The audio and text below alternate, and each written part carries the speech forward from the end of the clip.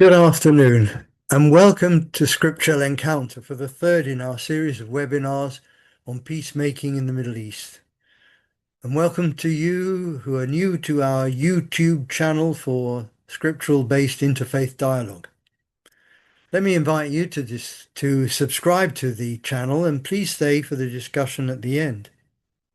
And for those of you who are new, a special welcome to you.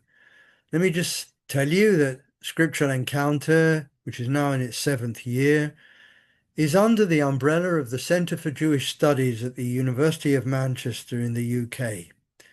We discuss the most urgent issues of the day from the perspectives of our religious traditions and textual heritage, Jewish, Christian, and Muslim. Our aim, as it has evolved in our meetings, is to show how our scriptural traditions guide us through social problems and point towards resolution of problems. This has been very much the emphasis in the current series. Today we're honored to have as our speaker Rabbi Dr. Daniel Roth. Rabbi Roth is director of Mosaica, an NGO based in Jerusalem, which engages in conflict resolution, in dialogue, and in consensus building between communities by developing, disseminating, and implementing models of third-party intervention. And hearing all that gives you some idea of how fortunate we are in having Rabbi Roth with us today, given the colossal workload you bear. A warm welcome to you, Dr. Roth. I'm conscious that by accepting our invitation, we've extricated you out of your activist role and plunged you back into your previous incarnation as an academic. Just let me summarize your CV for everyone.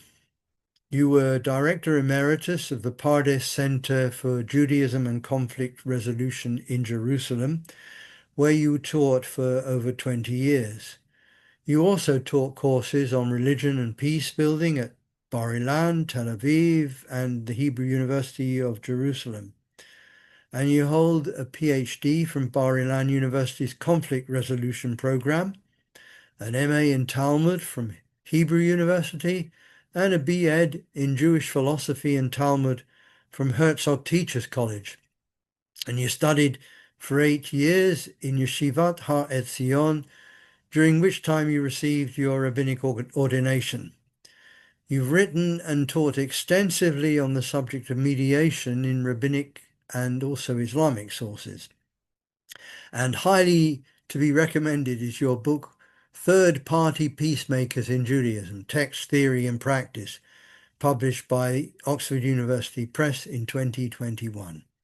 This book not only is thoroughly well documented, but makes inspiring reading for its application of sources to current action in the field, connecting theory with practice. So, without further ado, let me pass over to you, Rabbi Dr. Daniel Roth.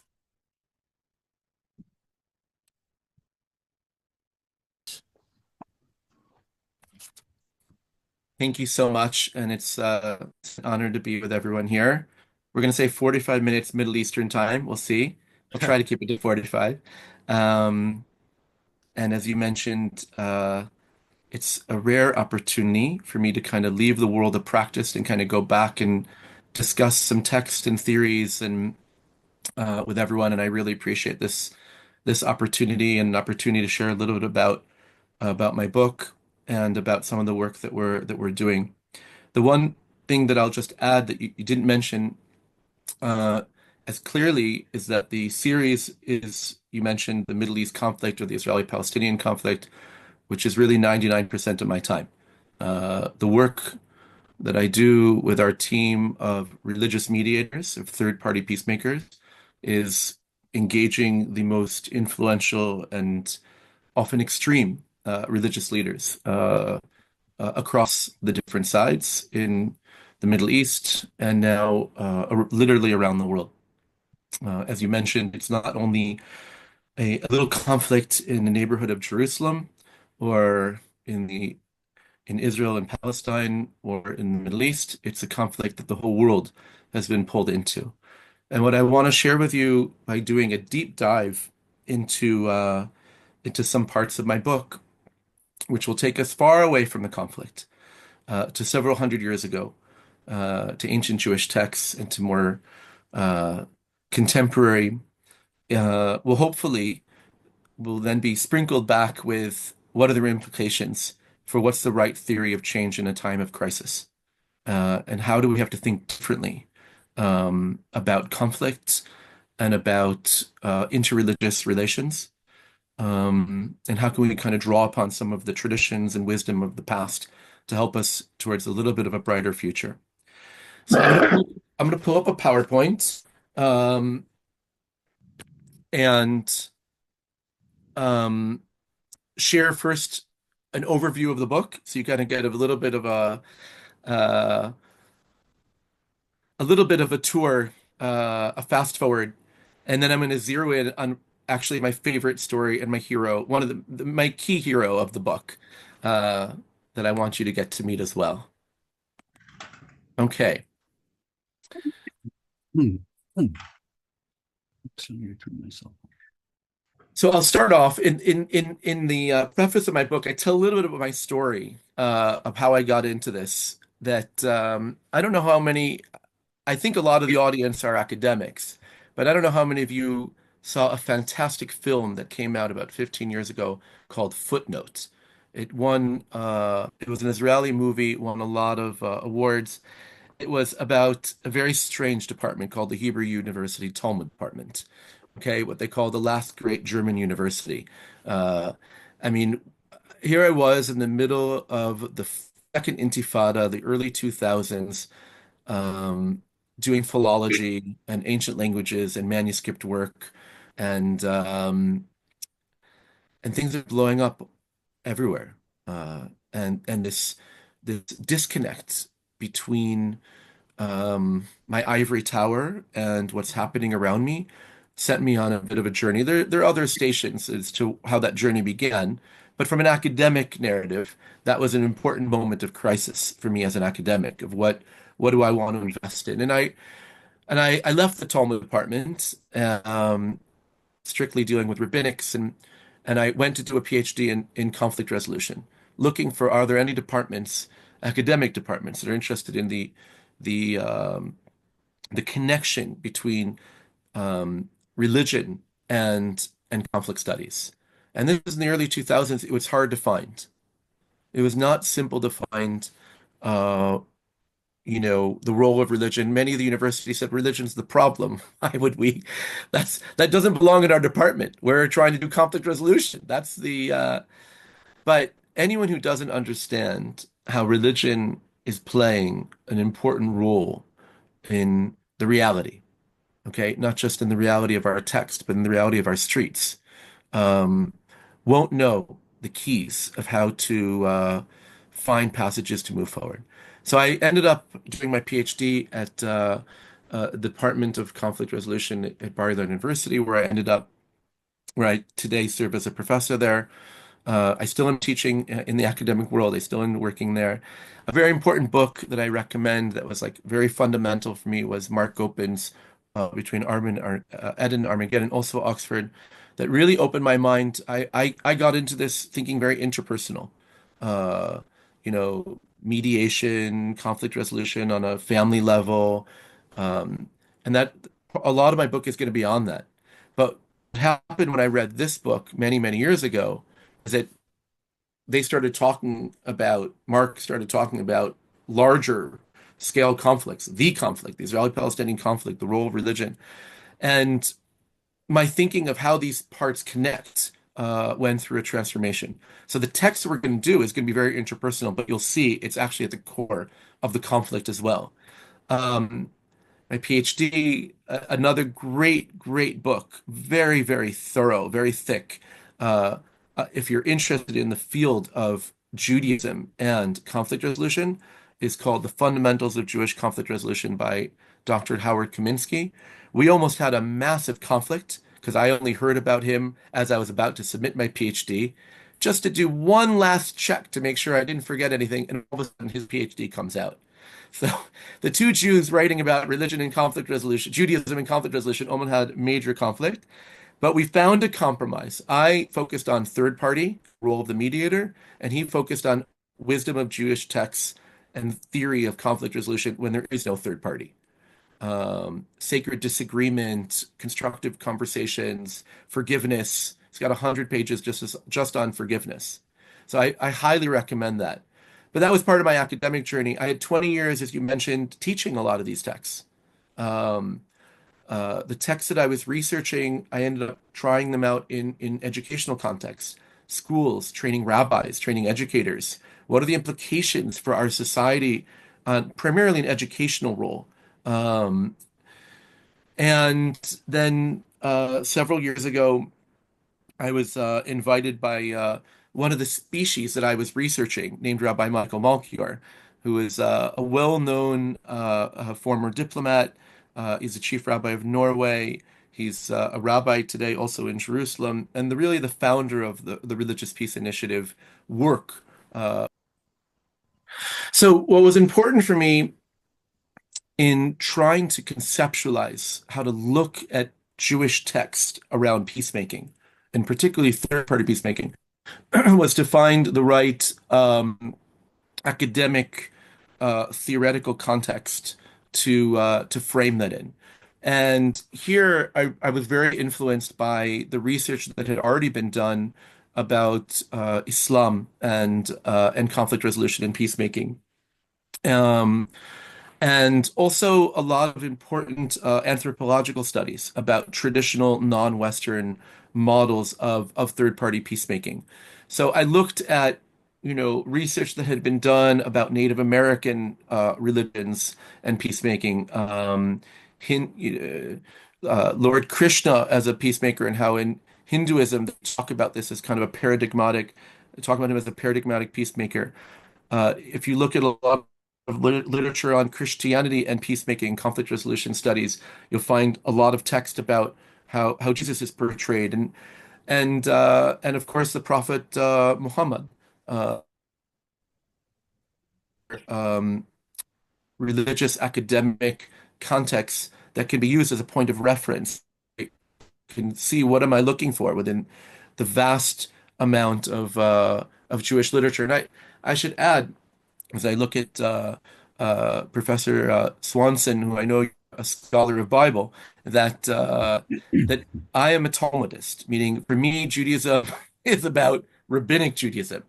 Uh, I'll touch upon biblical texts, and I taught Bible for many, many, many years. But my interest was not looking at biblical story. My interest is really looking at kind of rabbinic text. But also looking at what does traditional third-party peacemaking look like in non-Western societies, and how does that contrast to traditional Western models of diplomacy and mediation?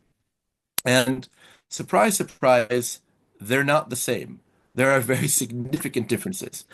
Um, and the typical Arab, and I say Arab because it's also Christian, Muslim, and I'm going to argue was also Jewish, Middle Eastern peacemaking of the Sulh process is very, very fundamentally different than Western mediation and diplomacy. And one of the key differences, uh, and we can talk about this further in terms of the implications of practice, is that if in Western mediation and third-party peacemaking, one of the key differences is that the mediator or the third-party peacemaker is not a neutral outsider, but rather they are the well-connected, well-respected insider. And that language of insider mediation versus kind of an outsider neutral plays a very, very important role as one of the key tools that I'm going to talk about of what needs to be done to help heal a lot of our very torn societies and conflicts that are happening when you're dealing with identity conflicts. Okay, especially religious political identity conflicts, such as the Israeli-Palestinian conflict today. And I'm not arguing that the Israeli-Palestinian conflict is religious. We'll talk about that if you want to. But religion plays an important role. Um, But this also had implications for our work at Mosaica of how do you build a community mediation center in the Arab sector of Israel. And inside the state of Israel, there are 2 million Palestinian citizens of Israel. Okay, uh, where unfortunately there is a terrible problem of violence and crime due to neglect by the state, due to over-policing, under-policing, a whole swath of problems that exist. And in our work, where we support some 70 community mediation centers around Israel, 20 of them are in the Arab sector. So, what does a mediation center look like when in al-Fahim, for example, which is one of the largest Arab cities inside the state of Israel, inside 1948 borders? How do you make that work? So a lot of the thinking comes from the theories of understanding carefully the cultural, religious differentiations between what does mediation and third-party peacemaking look like in a Western context versus in a more traditional, we'll call it kind of community structure. Um, my first chapter on the Jewish texts, left the on kind of the background, was focused on the most well-known paradigmatic peacemaker in Judaism, Aaron, the older brother of Moses, which to those who are biblical scholars can often come as a bit surprising. They only know him from the context of the golden calf or from other, temple worship that was happening in the Bible. But rabbinic Judaism absolutely takes Aaron as the quintessential ideal peacemaker. And he's the person that I will compare to, to other religious traditions of who is their symbol, their model, the peacemaker. And there's many rabbinic traditions, and lots of interpretation on those traditions about Aaron as the peacemaker, of how he goes back and forth, bends the truth between different parties in conflict, as a well-respected influential insider. If Aaron, the high priest, the only high priest, shows up at your tent and says, I hear you have a conflict with your neighbor, well, you're going to listen to him because he brings a lot of spirituality, a lot of honor. These are honor-based societies. And his involvement is critical for allowing for the reconciliation process. It's not always a rational, problem-solving, win-win kind of separate interests from positions. No, that's not what this is. Um, so there's lots and lots of wisdom to be learned about Aaron. I had fun looking at where is this kind of saint character that lives alongside, tribes. I found fascinating traditions, anthropological work in with the saints of the Atlas Mountains and how similar these kind of Sufi saints are to the rabbinic traditions that are talking about Aaron as this kind of peacemaker.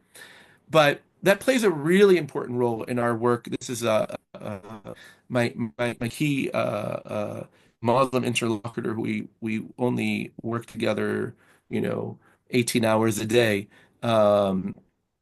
Sheikh Raed Badir, who who really in his own way as a mufti, as a top religious leader, um, uses that voice of honor and of being able to kind of step in as a religious language. And it's very similar, the actual work that happens in practice in dealing with the most difficult conflicts facing us right now in the world, certainly in the Israeli-Palestinian conflict, that this Aaron kind of model kind of in the back of my head all the time. Um, the third chapter, I wanted to look at other models different than Aaron. A lot of the research had been already talking about Aaron. That was known. Not a lot had been written about it, but it was known. But I was interested, are there other kind of models within Jewish texts that talk about the third-party peacemaker as opposed to Aaron, the most respected religious leader in all of the tribes of Israel? Um, and you could find how certain well-respected rabbis were also seen as peacemakers. But I love their great story of how very, very simple people who were known as the jesters of the community, what does that even mean within a Jewish community, that they become this other paradigmatic model within Judaism of the peacemaker and how they use humor and they use their ability to reframe a conflict. Um, and they become a model that there's a lots of interpretation about these early rabbinic texts that talk about that. Um, there's stories of women who were peacemakers. Very hard to find. We can talk about that as well, the role of women in this. But it was interesting for me to find how, when you look at academic research of the role women play in traditional um, honor communities, once I understood the research about what I'm looking for, I was able to identify a couple of rabbinic stories that met that role of the woman. Yes, a little bit more behind the scenes. She's not in the main street mediating between the two sides, but she's the whisperer and she's the one with influence.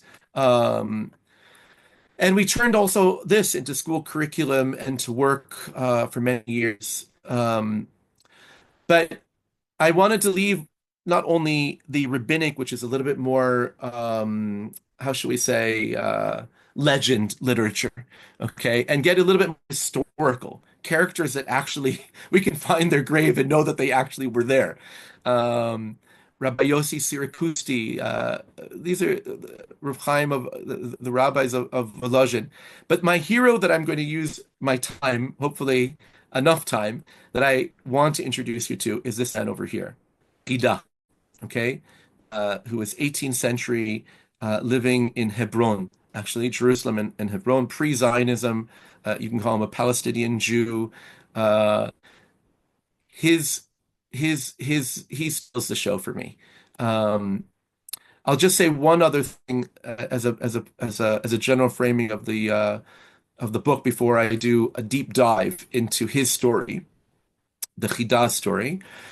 And this is really important to me, is that historically, looking at rabbinic responsa and other Jewish communal texts that had been preserved, that I wanted to argue that there was a community function within Jewish communities of the peacemaker, known as a rodef shalom or a mitavech shalom, a pursuer of peace or a peace mediator. And you find that in Jewish communities and all over the Jewish world in medieval and early modern time periods, and that's not surprising. It's very similar to what you'll find again in the sulha process within traditional societies in general today. But what was important for me was to be able to argue that that's a community function that's often been forgotten or taken for granted. And what does it mean that people kind of step up and take their time to be the peacemaker, whether it be between individuals or between communities? And I think that function becomes like an inspiration for a lot of the work that needs to be done today. And I'll just share again. I mentioned that we support a lot of community mediation within Israel. Um, but one of my favorite days of the year is when we have about 800 community mediators coming from the 70 different centers that all come together, whether they be ultra-Orthodox Jews or secular Jews or Palestinian citizens of Israel. Everyone talking about what are they doing to pursue peace within their community, and then how they use their channels between them. So for me, that connects, you know, to how healthy communities should be functioning. Do you always go to the police and into the judicial system, or are there other ways to kind of solve problems? But enough of the intro. I want to take you into a deep dive, even for a few minutes, into my favorite story of my favorite character, the Chida, Rabbi Chaim Yosef David Azulai. I really struggled. When you take material from a PhD and turn it into a book, you have to find like 50% new material. And since I wanted to reframe, my PhD was on reconciliation, my book was on the third party. I really was interested in finding rabbis that served as peacemakers. Not easy to find. Like, where do you look for even in terms of the literature? Um, Once I found this story, I knew I had enough material to turn it into a book. So Reb Chaim David, the Chida, we'll call him, as I mentioned, lived in the 18th century, was born in Jerusalem, lived in Hebron a lot of the time. But for our purpose, he traveled the world. He traveled around Europe, he traveled around North Africa, and he had a travel diary. Now he was raising money for the small Jewish community that lived in the land of Israel at the time.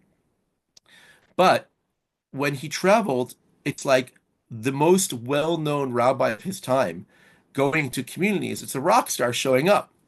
And when you have a very influential, well-known figure coming into your community, they come to them with all their religious questions and with all of it, but what they also come to him with is all of their conflicts. And he has, and this is what makes him so unique, is that one of the reasons why it makes him unique is that he has his personal diary. So it's like you have the actual words of one of the top, 50 well-known rabbis of all time, inside his inner feelings and thoughts of how he's dealing with this. And you can see a certain method, a certain strategy. And I want to share I think I read about 8 stories of what he was doing is that when he visited the little city of Ancona, Italy, okay, and the conflicts that happened.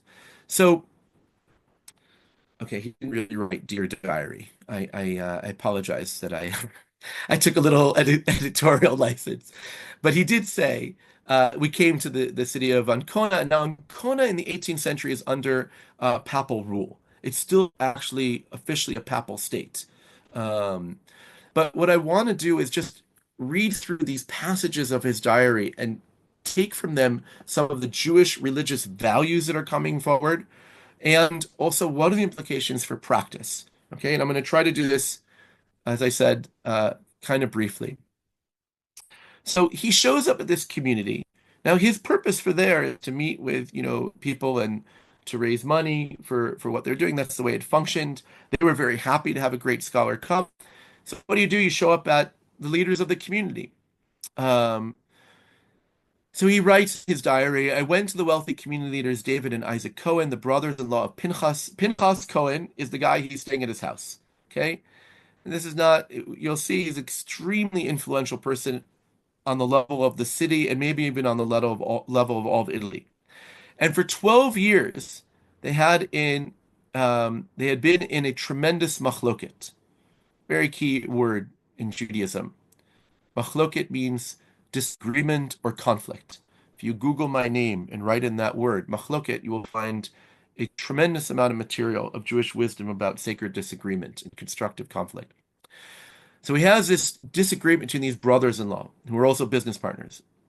And the conflict was with Senior Pinchas, who is his host, and his wife, their sister. And they had a lawsuit for almost 30,000 Italian scudi. Let's assume that's a lot of money, okay?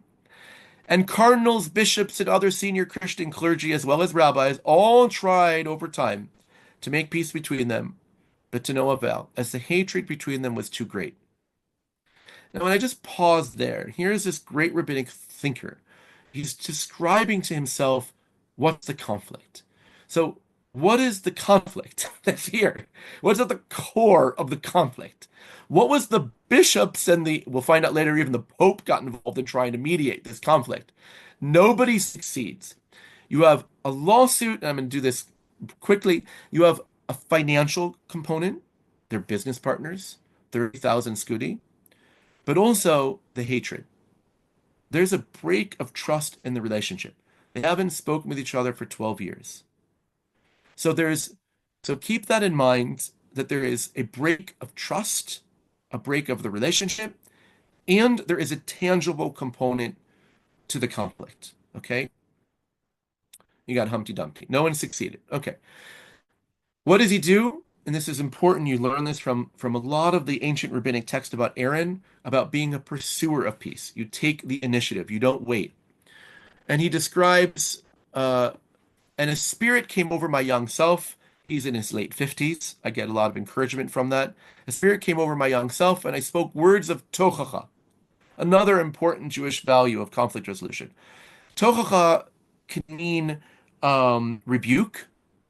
Okay, in Kaminsky's book that I referred you to, Without a Third Party, he has a lot of writing about tochacha, arguing that is a Jewish model of constructive conflict, how to give constructive criticism.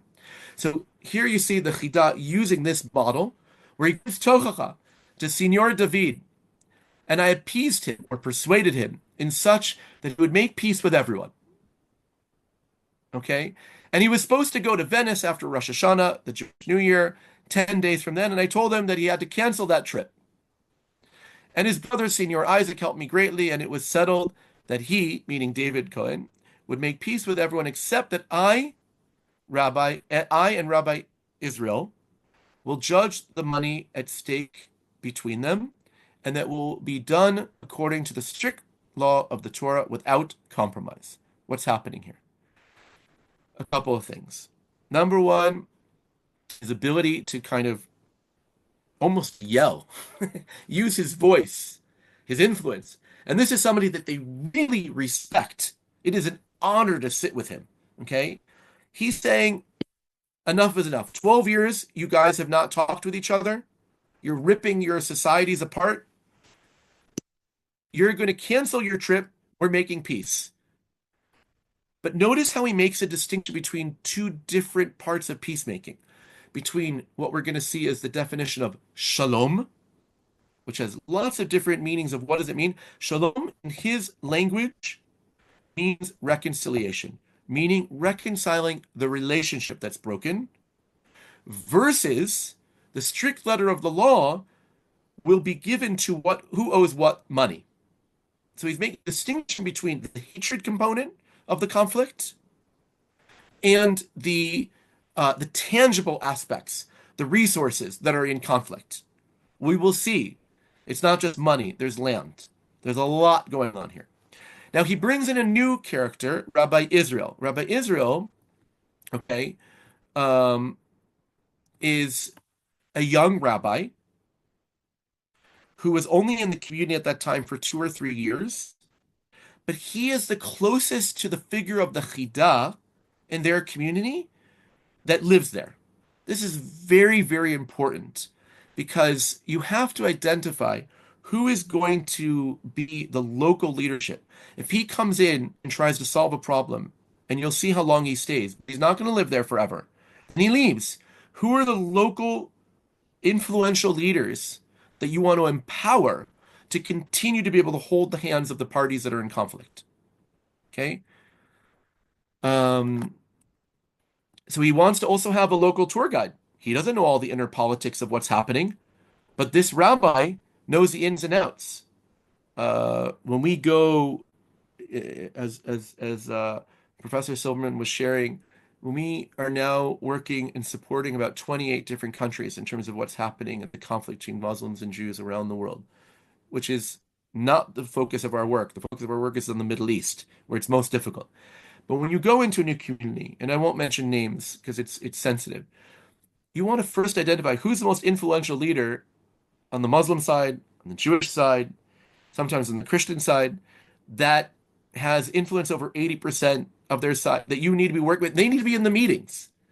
They need to be the one who's going to be able to continue. So the Chida is there now, but he's going to be gone. So he brings in Rabbi Yisrael, which is very important. And I rose and I went to the aforementioned rabbi. He has to draft him into his team as part of the delegation of mediators. And he was happy with what I said. And we arose and we went to the aforementioned noblemen and we obtained from them a commitment and promise to abide by whatever we ruled. And after that, we went to Signor Pinchas. So they come up with, he's got his delegation. It's him and Rabbi Pinchas and Rabbi Yisrael are going to be the mediators. They're going to be the peacemakers. Now, they have to create a roadmap, a framework of what's this process going to look like.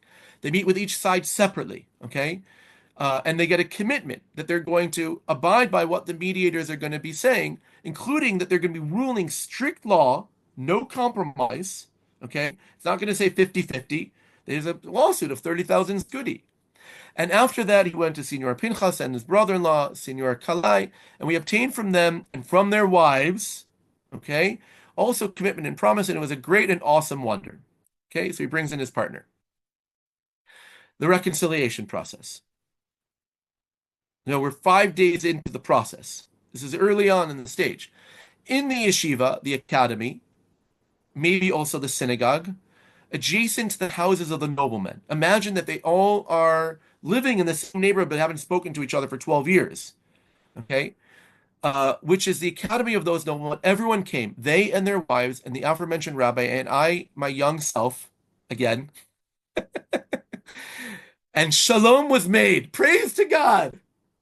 And I remember looking at this for the first time. It was 2 in the morning. I'm reading his diary, and I said, "What? I'm sorry. What? He made peace? What about the 30,000 skudi? What about the land? What about the conflict?" And then I had to, as you'll see, as I read on, I had to understand when he says shalom was made, it means he got them to start being in a shared sacred space. That already begins to shift the brain from seeing themselves as enemies to seeing themselves as having that sacred space was something that they probably all had invested in. It's right near their homes. Now, what do they do in that? Do they learn? Do they do scriptural reasoning in that room? What were they doing? We don't know. Doesn't make a difference. What they were doing was being there with him in the room. I referred to a great research of that's been done on the role of creating ritual space that Lisa Schrich has written extensively about that. Of where are you meeting is very important where the meeting takes place. But that was definitely not the end of the conflict, okay? That Shabbat, okay, that Saturday, what do Jews do? They all are going to synagogue. That's on the holy Sabbath day. I went with Signor Pinchas to the house of God, probably the same place. And I went with Signor Pinchas to Signor David and Signor Isaac, and afterwards they came to the house of Signor Kalai, and he mentioned Sapira, the wife, and from there, that day, David and Isaac went up to the Signor's sister, Sigras, Judith, and the wife. What is he doing? He's literally taking everybody, and they're going on a walk. He's starting to bring, because he's respected by all the sides that are in conflict. So he's an insider, well-respected individual that's above the level of the community conflict. And he's just very, very gently having everyone say Shabbat Shalom to the other one. Just greeting, nothing heavy.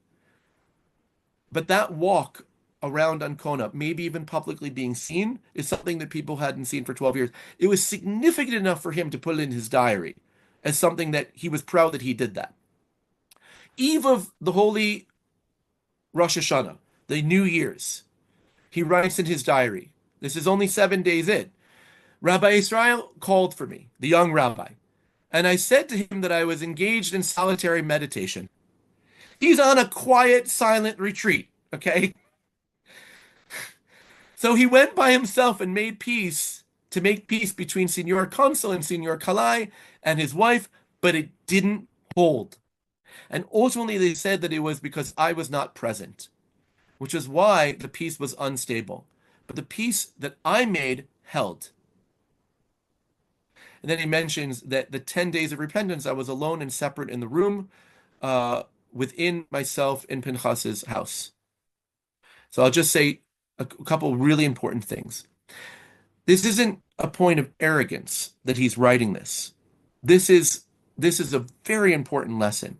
And I have seen this mistake made many times in my work. If the right person who really has the gravitas, who has the respect, is not in the meeting, if you can't get, the right person in that meeting, the trust won't be established. When he says the shalom wasn't held, it's not a peace agreement. We're not there yet. Where he's talking about is the trust of the process isn't there. They're not ready to move forward. It went cold. But the one that I did, he said, it did help. Now, why didn't he want to go to the meetings? This young Rabbi Israel, he's like, we have a winning streak. Let's keep on going. We had this meeting that went well, and we had that meeting that's well. Everybody wants to be in. Let's keep on going. And he said, no, I need my 10 days and to focus on my own spirituality. And I think that's such an important lesson to be learned. And there's a lot of literature in Judaism about inner peace and about trying to, who are we? And the role of the peacemaker, if they are broken, if they are exhausted, if they are not doing self-care, he's not going to be able to serve the community that he's going to have to work for. And I think that balance between third-party peacemaking of others and peacemaking of the self is a very delicate piece, no pun intended, that you find a lot also about Aaron and his inner peace and other things. So it's important that he writes this, that he said, there's a meeting I'm not going to go to. You want to do it, but good luck. But it didn't work. Okay. Now we're already October, November. Okay. We're a couple months later. The Rabbi Yisrael came to the room to work on the case of the Cohen nobleman. And their dispute over several claims in business, inheritance, property holdings, and property damages, close to 70 details and claims from the three Cohens between Signor David and Signor Kalai and many deep matters. Okay, this conflict is not about 30,000 scudi cash. There's massive land disputes, damages, lots and lots and lots and lots of, lawsuits. And I, by God's grace, may he be praised, was working on my book, very famous commentary on Jewish law, Birkei Yosef. That's how most people know the Chidah. He's one of the very famous commentaries. Only when the aforementioned rabbi came in, I looked into the laws with him, meaning he looked into the case of the Cohen brothers. And after I had returned to my studies, he yet labored at night and before sunrise in those matters. And with God's help, I had enough of my time alone with him. And we had many arguments between us, but it was all with respect and great love, praise be to God. Lots of lessons to be learned from this passage. First of all, I love the fact that he still had time to write his book, which, as any of us who have ever written a book, you really need some time to not be bothered. So he's there, he's in Ancona, he's 2 months later, he's away from his family, but at least he's got time in the library. But he has Rabbi Yisrael, who he's empowering as a leader and as a religious leader, that he's spending all day looking into what should be the right verdict of all these lawsuits. Okay?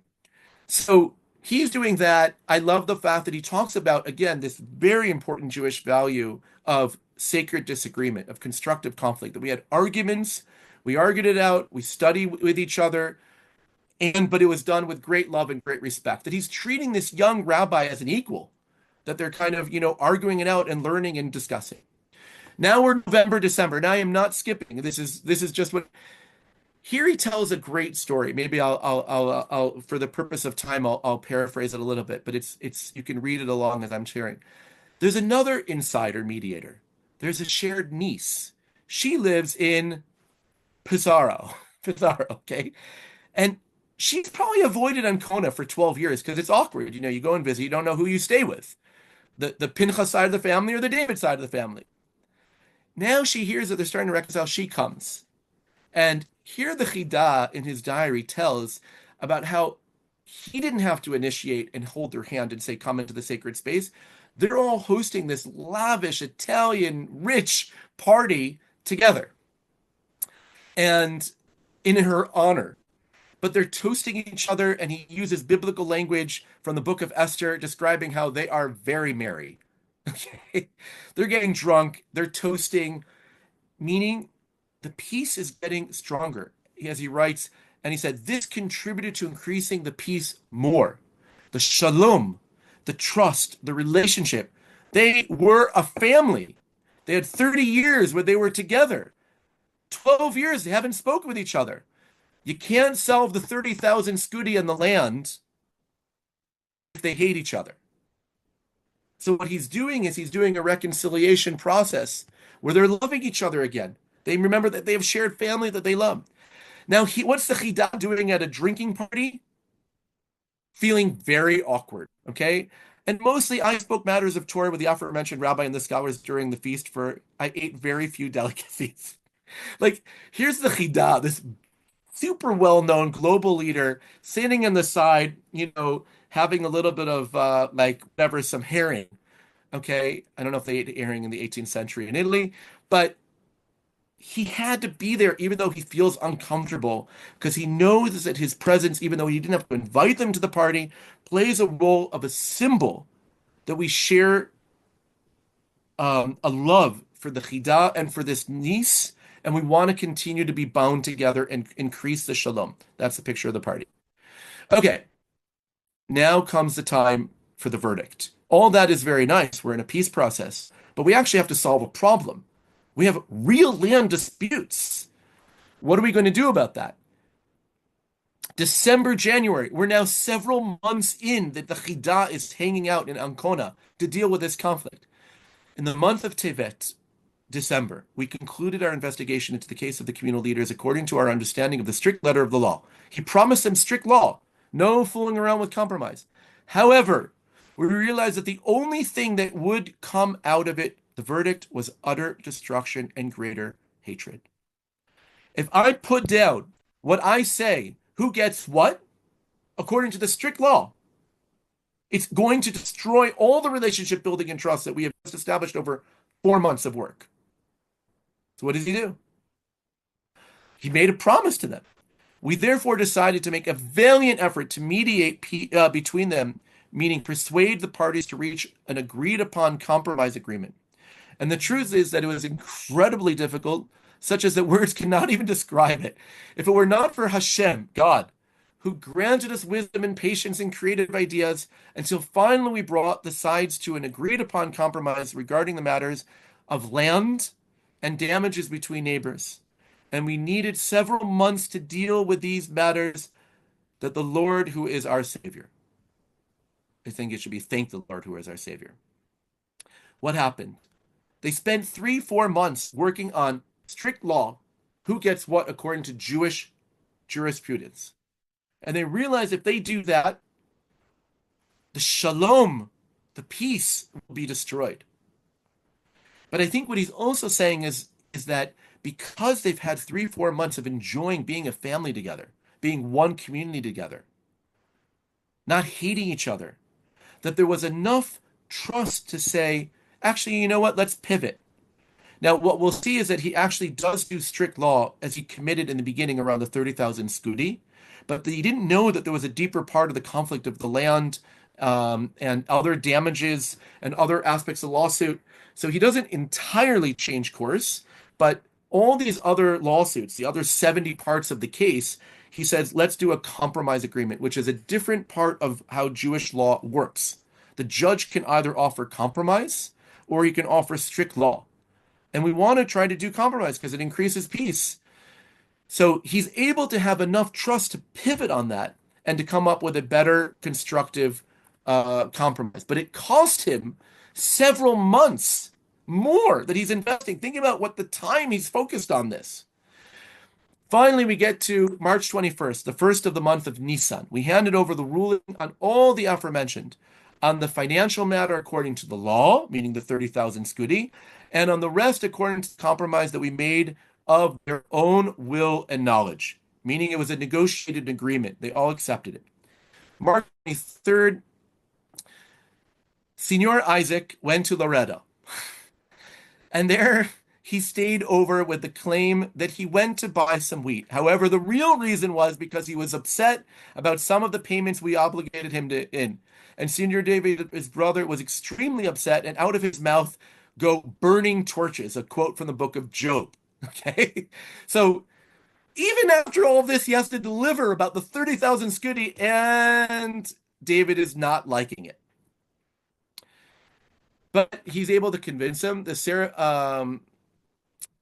He gets them to take an oath. I went with Senor David and I spoke at length to persuade him certainty of words of truth.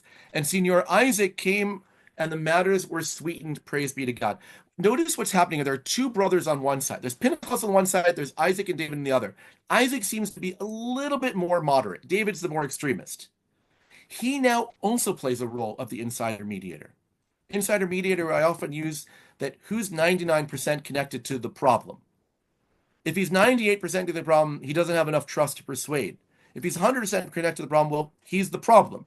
So he does a mediator as an insider. He's got respect, but he needs to flip Isaac to be a mediator also to help him get through the deal and influence Pinchas. He's the goalpost. He's the most extreme. Now we are the eve of the holiday of Passover, the 13th of the month of Nisan. There still remained the issue of the oaths and the two sides had to swear. What's the oath? That they're going to abide by what they just said, to actually pay.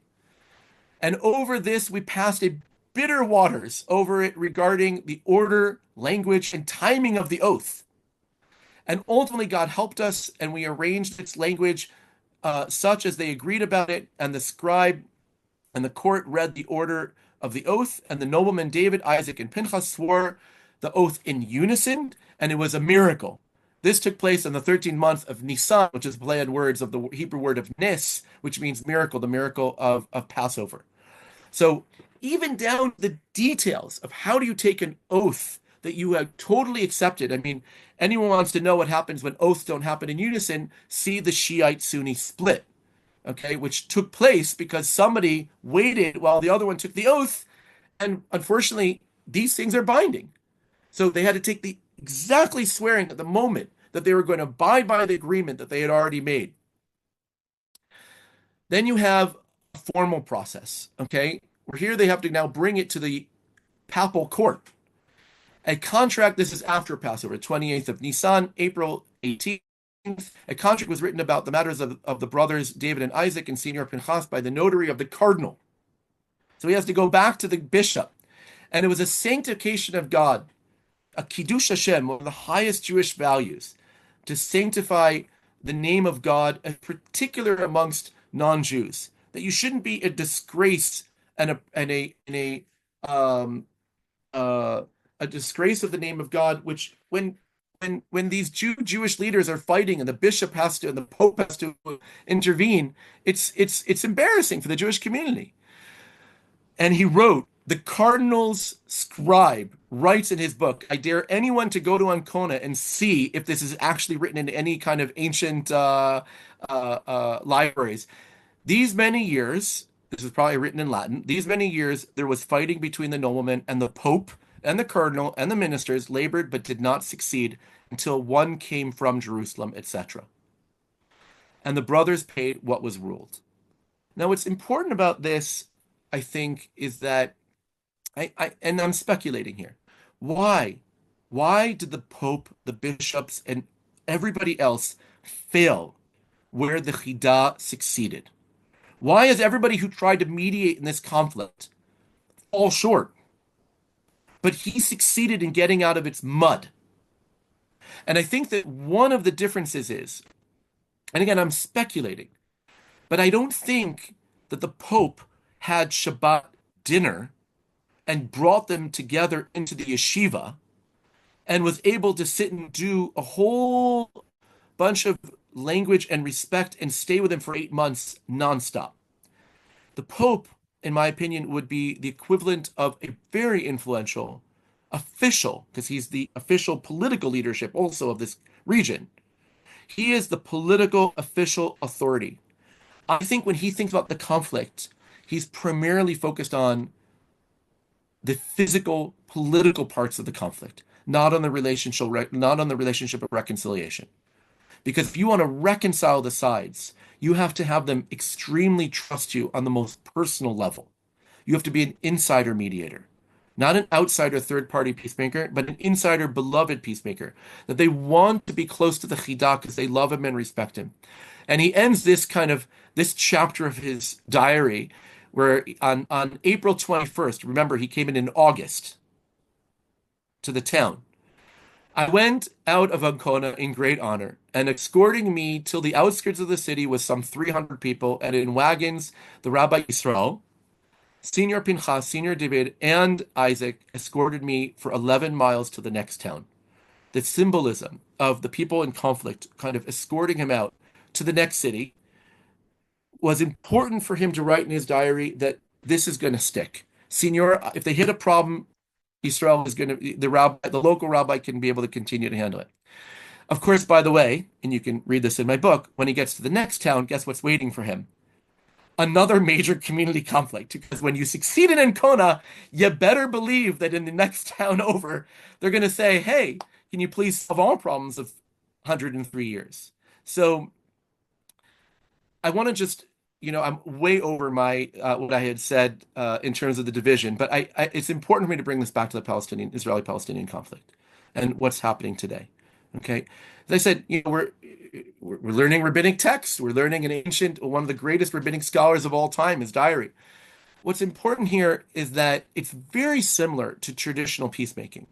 He's kind of like a regular traditional sulhi, which is either a well-respected sheikh as a kind of a community leader, or a sheikh as a religious leader, or a combination of the two. The difference, the process, however, is that normally in the traditional sequence of a sulh process, of an Arab reconciliation process, and it's true about non-Western peacemaking in general, is that the mediators, the insider mediators, go back and forth between each of the sides, and the sides are forbidden to meet with each other.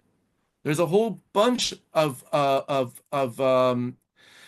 almost kind of unwritten rule that the two parties, when it's tense and there was a murder or there is terrible conflict between the two clans, they are not to be brought together into a shared space until justice has been served, until there is a verdict or compromise, something of what has solved the actual conflict.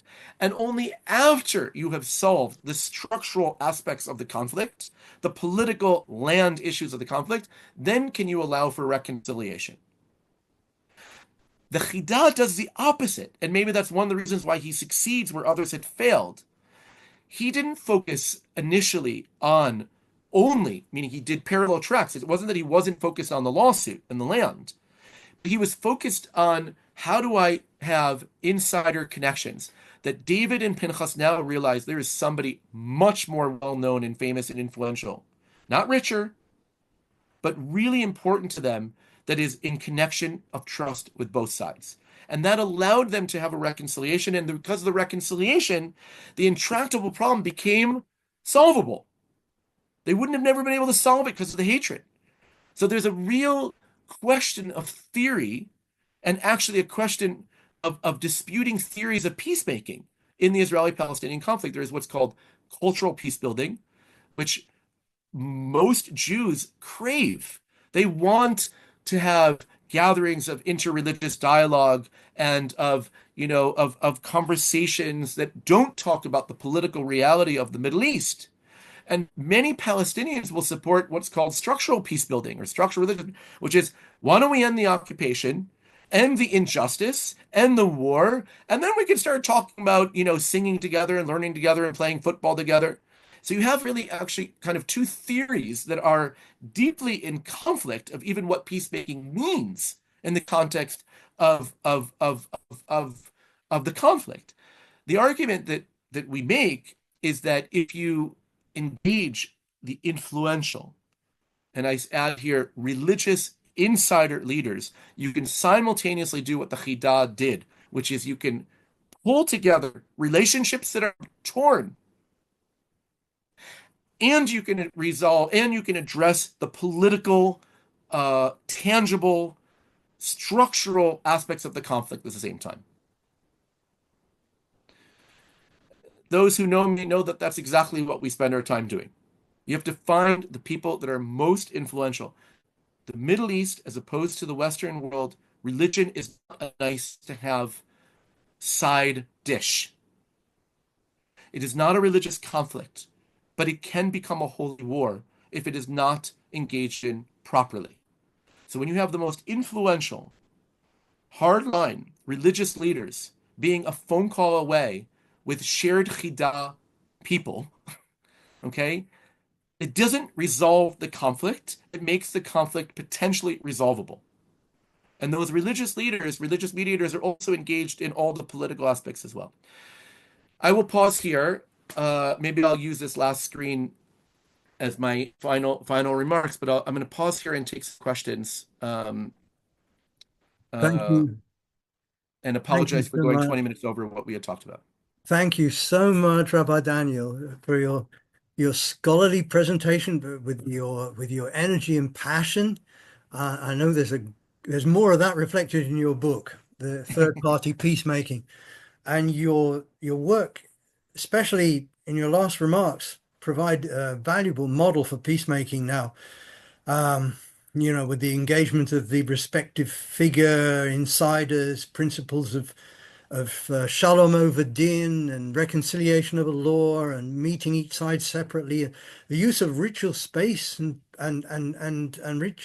religious language over land, money, and law in the formal process. So, especially your comparison with Muslim methods of sulha, we heard in our last webinar, musalaha, saliha, reconciliation, primary principle from a Muslim point of view. All that would point to a universality of discourse for action, and we can hear that it's already happening with you. And there's a lot of food for thought for us here. So there's much more we can learn from you about your work with Mosaica if there's time. That's question time now. So before we take some questions, now would be a great time to let you know about Scriptural Encounter's new webpage and YouTube channel. You can see our future events, sign up for our mailing list and get involved at scripturalencounter.com. At Scriptural Encounter, we respect each person's right to control the publishing of their personal information and image. This video was made before we had the channel and knew that we were going to be publishing for a wider viewing. So for that reason, we've cropped out the images of anyone who's not given us the explicit right to have themselves appear in this video. If you do want to ask a question in our next webinar, you can have a look at our website, scripturalencounter.com, and sign up for our next webinar. As for the publishing date of this video, the next webinar will be on the subject of the Drumlanrig Accords, an interfaith agreement between Muslims and Jews, and will be led by the Chief Imam of Ahlul Bayt, Scotland, Sheikh Syed Razawi, and that will be on December the 2nd at 4 p.m. The following question was asked by one of our participants. We were not able to gain explicit permission for using this participant's image online. So the question will be asked by one of our team. I'm really interested to know, how does this translate into today and how does it work? I realise that United States diplomacy seems to talk very loudly, so most of us in this country, in the UK, don't understand how the religious leaders amongst the Palestinians and the Israelis work, and that's if this really does work.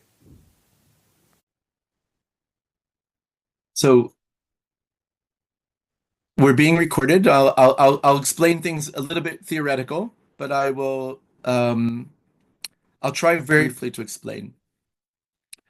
When you think of what's happening in the Israeli-Palestinian conflict today, 2024, the eve of 2025,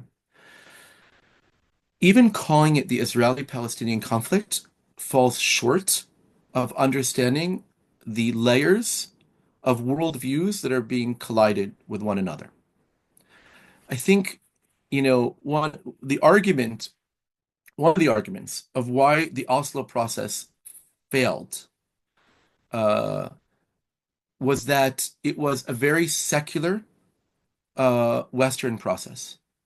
What I mean by secular is that, and there's a lot been written about it, that the people that were negotiating, representing Israeli society and Palestinian society, were very, very disconnected from where the core worldviews of the Jewish Israeli side of the conflict was, as well as the Palestinian, particularly the Muslim Palestinian side.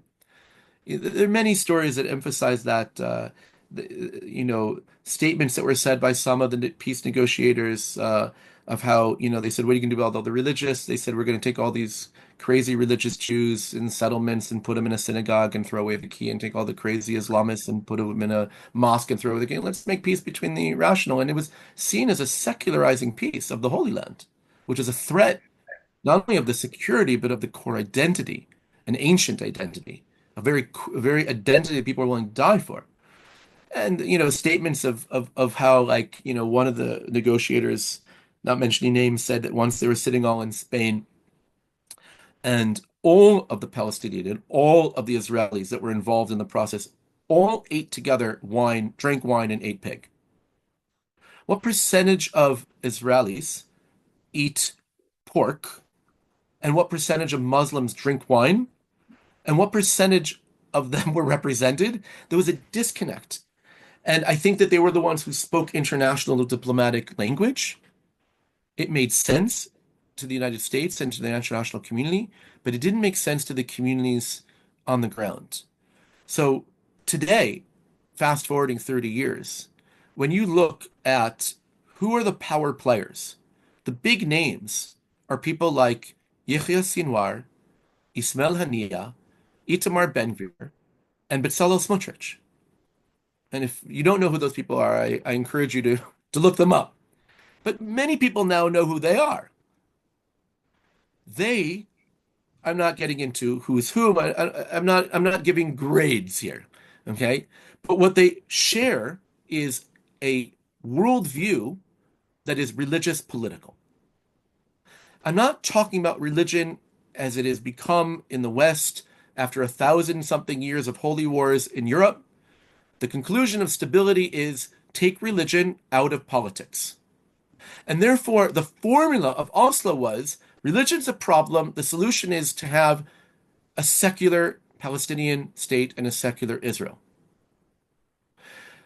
The argument, and it's very hard, it's a challenge to the Emirates, it's a challenge to the Jordanians, it's a challenge to the Europeans and to the Americans, is that actually, if you want stability in the Holy Land, Hamas and Smotrich and Ben-Gvir better be in the process. But how? They're the problem. So the answer is they have religious political leaders behind them themselves, that you have to have insider religious mediators that are 99% connected to the problem, that work like the Chida. It's not one person. It could be 3 phone calls apart, 4 phone calls apart. But if you have the most influential people on the ground of a reality that is a ticking time bomb of a holy war, having no channels of communication across them, of trust, and the only ones who are intervening and seemingly mediating, like what I argue is what the bishops and the cardinals were doing with that conflict, are talking to people that have maybe 15% of reality. How much they talk to Abu Mazen, they speak to Netanyahu. By the time they negotiated with Netanyahu, his coalition partners already said, we don't agree with whatever you accepted. Same thing with Abu Mazen. How much influence do they have? So who's influencing? The West diplomats won't talk to the religious political extremes. So who does? And if they did, give them legitimacy. So the argument here is not having more scriptural reasoning, with all due respect. That's not going to solve the problem when you're dealing with a very serious cliff that we're all about to fall off of. Okay? But it's who are the religious leaders 99% connected to the names that I just mentioned that are working behind the scenes to pull everybody off of the cliff and then be able to create long-term sustainable solutions of ceasefires. So it's religious political. And what's unfortunately has happened is that it's not only true with the context of the Middle East, but the whole world has become the Middle East. I'm on my way to Canada. What does Canada have to do with this? Well, you have to find, or Germany, or Holland, who are the most influential religious political representatives that have 80% of their community. They can make a phone call to the prime minister or president of their country. How many phone calls separate that leadership from the other leadership? If it's 30 phone calls, broken phone calls that they only communicate with each other through police and through social media and through the press that only wants to exacerbate the situation we're in, or through politicians that are weak and don't know which way to go because they're overwhelmed, you should know we're heading towards escalation. If you have, within 2 phone calls of trust, these channels, that means the problem might become more solvable, but they have to be connected to also to the Middle East. You cannot separate the problems of the UK from the Middle East. They need a shared language, a shared vision of what has to happen. I can go on, but in short, what's most important is that it's practical and that it works. That you can point to examples where you saved lives. Our work is in saving lives and building long-term sustainable peace. So when you actually solved a problem, and people of leadership say, this works. Actually, it works better than just shooting at the guy. And I trust this person because he's been my friend for 30 years and he's telling me to go in that direction. It gives an opportunity, actually, in moments of crisis, for people to think out of the box and say, you know what, we've been 12 years or 103 years where we haven't really talked with each other. And I mean, on the extremes, unfortunate when you look at the face of what hell looks like. And we have only seen 5% of what we could be in right now. We're at 5% of where we could be. And you show them the cliff, you will find some of the most extreme religious leaders on both sides of this conflict say, let me find a better solution so we don't send 40 million people to hell instead of 40,000. It doesn't always work. Okay. But I think if this doesn't happen, I don't see what will work. The bishop and the pope and the president and the EU alone won't solve it. You need insider religious mediators connected that are doing that. Right. We've got one insider religious mediator. That's Rabbi Dr. Daniel Roth. And we've got another few rabbis here today and Professor Philip Alexander. I see Rabbi Michael Hilton's digital hand up and also Professor Alexander. So would you, and I thought I saw a third hand before, but shall we take it in that order, Michael? Thank you, Bobby, and thank you, Daniel, for a fascinating discursus on this very complex topic. I remember the time when the Oslo Accords finally broke down. And as I remember it, one of the things that happened was that the Palestinian delegation said, the next thing we need to discuss is the refugee issue. And the Israeli delegation, and I think it was Ehud Barak, I may be wrong, said, oh no, that's not on the agenda, we can't talk about that. And at the time, I found it just hard to believe. The Palestinians were not saying, open the borders and let everyone who fled in the 1940s back. They were saying, let's talk about it. And the Israelis would not talk about it.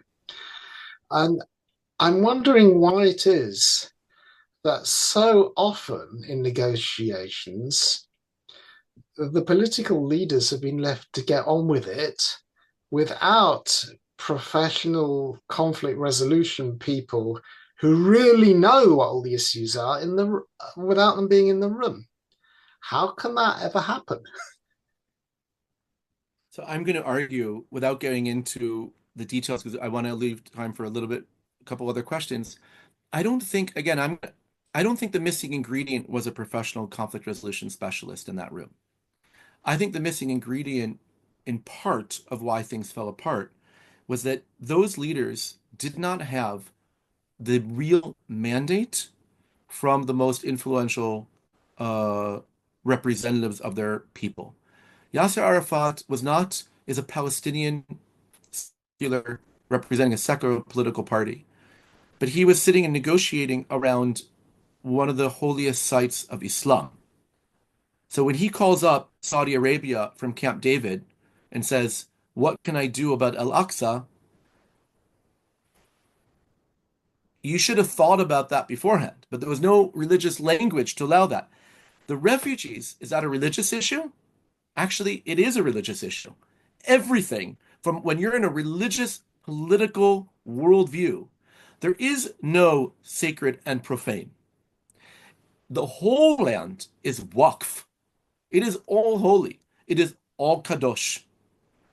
It is, and the refugee issue becomes so what's the argument is, as opposed to the process that was happening of having more professional, secular kind of outsider, problem-solving, rational, you need people with a mandate if you had Sheikh Kardawi, the most influential Islamic mufti of the last generation, come and give Arafat a proper fatwa, this is where you're able to negotiate, Arafat would have been able to do something more likely about some of these issues. But who was going to work with Sheikh Kardawi to develop what are the possibilities within the political, religious possibilities of interpretation? All of that work has happened since the failure of Ehud Barak and Arafat at that time. Rabbi Malkir was on the plane with Ehud Barak there, saying you're not understanding the religious component of all of this, whether it be all of it. He pleaded with him to say, sit with this group of rabbis, make sure you have a mandate from them, and they weren't even the hardcore; they were the centrist. He said, no, let's solve the problem, and then we'll have 1,000 years that rabbis can do scriptural reasoning. The argument was, if you don't do this now and have the religious language, you're going to spend 1,000 years stuck on the 30,000 skudi because you don't know how to deal with the identity conflict. You're just looking at the surface. You see real estate and we see meaning of stories behind the stone. Thank you. Professor Alexander, would you like to put your question? Yes, thank you very much, Rabbi Roth. I warm very much to the kind of analysis that you're presenting here, and I recognize it a lot. I mean, if I've understood you rightly, what you're highlighting is that many of the people who are doing the negotiating, the diplomats and the governments, are working with a very secular worldview and are seeing the things in purely secular terms, when in fact there is a very significant religious component to it. And I think that secular way of looking at it is well beyond the politician. It extends into academia. It extends into the Western press. So, it's amazing. If you read the Western press about the Middle East conflict, they are basically discounting the religious aspect of it. And they're saying, well, if the religious aspect comes up, this is only a smokescreen for, secular causes, power conflicts or conflicts over resources and so on and so forth. It's very hard to get them to understand the religious dimension to it. And as an academic who's taught, religious studies in a university, one of the things that I and my colleagues, and I'm sure you will recognize this, is to try and persuade universities the importance of religious studies in the present world and religious literacy, where people will understand that people can be motivated by these religious worldviews. So, I mean, you've said something about it already, but how do we bridge that gap? It sounds as if you're saying that unless we can bridge this gap and make sure that the negotiators, who may be very strong secularists, take seriously the religious dimension, we're never going to get any peace. How do we overcome this?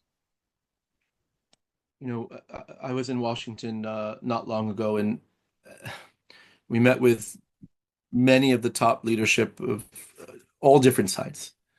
And for them to not see this as an interfaith gathering, no offense to interfaith gathering, but they're like, what does this have to do with the President of the United States? Because for them, religion is so compartmentalized as a private affair it's so core to Western ethos. But to understand that works for the West, and as I said, the West has paid with, endless amounts of holy wars to realize, take religion out of politics. But if you want stability in the Middle East, on the Holy Land, and you don't have the mandate from the most influential, and I add extreme religious leaders, it's not going to work.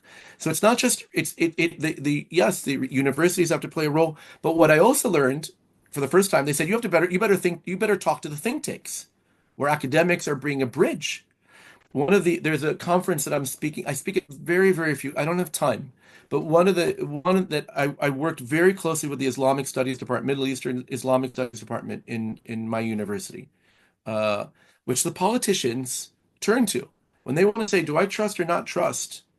They don't ask the rabbi who's been meeting with the Muslim leader. He doesn't speak Arabic. They want to know the academics. And they play an important role. The conference that they're having in a couple of weeks is what role do the Middle Eastern Islamic studies professors in Israel play in actually mediating the conflict?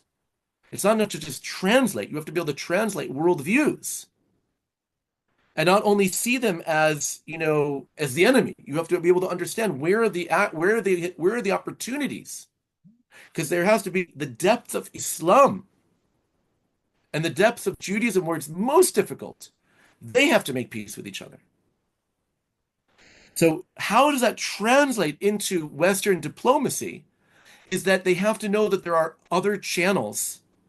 It's not just if it was a religious mediator, okay? If Amos Halkin was wearing a kippah, that would have solved it. No, his channel is a political one. By definition, it takes religion out of politics.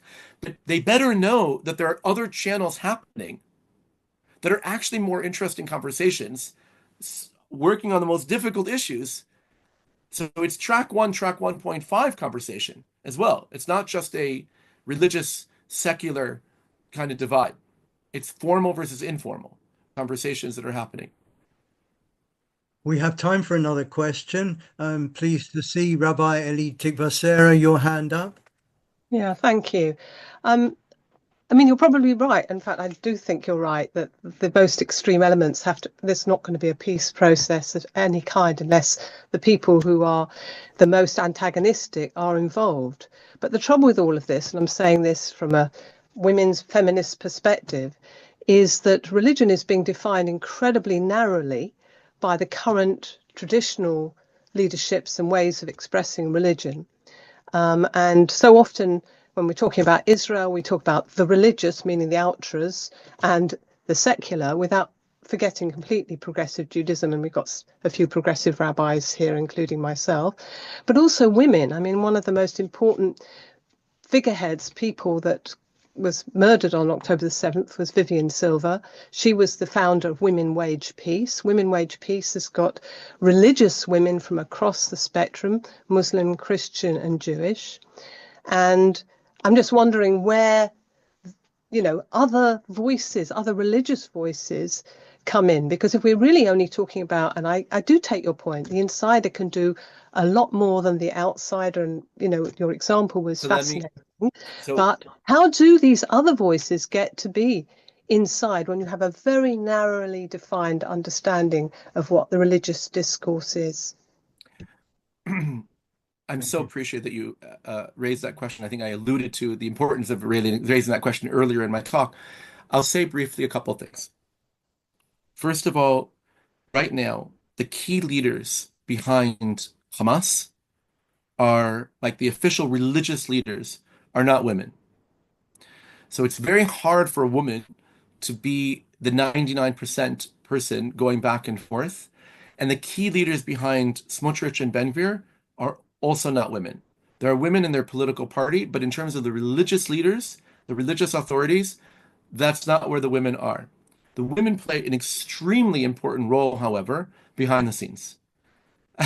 There are certain stories I can't say record, but let's just say Ben-Gvir's wife, really influential. She might be more influential than he is. So who has the channel to get to Ben-Gvir's wife? But I'm just saying, when we're looking at women wage peace is very nice, but it's a cultural, but in Israel, as opposed to where in other countries, it is still primarily cultural peace building. It's not able to be structural peace building at this point, primarily because the leadership of Hamas is not going to, the women that are out there marching are not trusted by Khaled Mashal. They don't have the ability to sit down with Khaled Mashal alone and be friends with him for 30 years. So, with saying that, the leadership that I work with are doing amazing things in advancing in the Muslim world of having women muftis for the first time, influential muftis within the Islamic world, in the Islamists, and engaging very important women in the Orthodox world because they have influence, because they have a voice, because they play an important role. You know, on a community level, I was talking about crime and violence. If you don't engage the woman, when somebody is killed in a feud and they leave a 12-year-old boy, one of the things we deal with a lot is their mothers are saying, when you turn 18, you make sure to get vengeance. So the women play a very important role of escalating, de-escalating conflict behind the scenes, and therefore you have to have channels there. I will say, however, is that as I mentioned, the Middle East conflict goes beyond the Middle East. And one of the dilemmas that we had when we look at France and we look at the UK and we look at Sweden and we look at the US is that the vast majority of the Jewish community, if we will see who represents 80% of the community, is not the Orthodox, but it's actually progressive, and many of them are progressive women. And actually, those progressive women are very much on the forefront of where a lot of the clash is happening right now. These are women that have been fighting for social justice, fighting for Black Lives Matter, fighting for interreligious dialogue, and all of a sudden they're kind of on the out. So we have switched our method, and we are working with the most influential, powerful reform women in the Jewish world are now part of our team. They're literally part of the negotiations because the conflict is right there where they are. Now, it confuses some of the Orthodox men that we work with also, but we have to explain to the Muslim leaders that, I'm sorry, you're going to have one meeting with the Reform, one meeting with the Orthodox. But what matters to me when we're trying to save lives is who has influence over reality right now. And and women are playing a very important role, but I could just tell you that you mentioned women reform rabbis. Literally this Monday, we are going to be having very important meetings that they're part of the negotiating because their voice is incredibly influential. Thank you. Well, that about wraps it up for this webinar. Don't forget to subscribe to the channel for the next video. It's our plan to upload all the recordings of our webinars about interfaith dialogue through scriptural study that we've done in the last few years. And to get involved in a webinar, check out scripturalencounter.com.